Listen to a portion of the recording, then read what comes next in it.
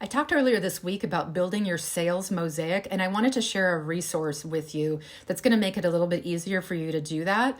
And this is my monthly social media template that I use because I am also in sales. I'm constantly having to keep my pipeline full of opportunities for potential sales engagements.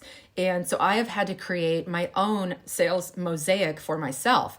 And the monthly social media calendar helps me kind of strategize and have a big picture of what I want to put forth to my prospects. So it is all about a different theme for each week. Like this week, I'm talking about the sales mosaic. Last week, I talked about trust, and next week I have a different theme, and so on and so forth. That just keeps me organized, and it makes sure that I'm covering all the things that I want to be known for.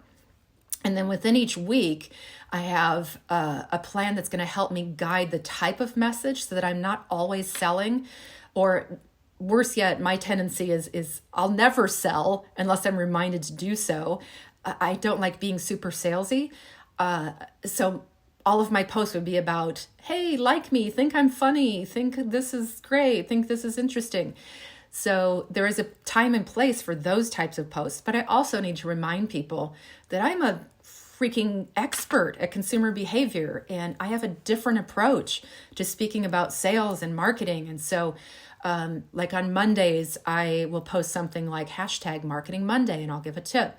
And then Tuesday may be something that is about engaging my audience, where I just ask a question. And Wednesday, maybe I'll celebrate somebody and shine a spotlight on them, which by proxy makes me more likable as a human being. And it's something that I want to do anyway. And Thursday, whatever, Friday is always for dad jokes because I'm a huge dad joke enthusiast and it's part of my brand. So along with the occasional dog picture. So I will share that resource with you, and you can go in and change it. You'll have to make your own copy, but then you can go in and change it to be reflective of who you want to be to your prospects. I hope that helps.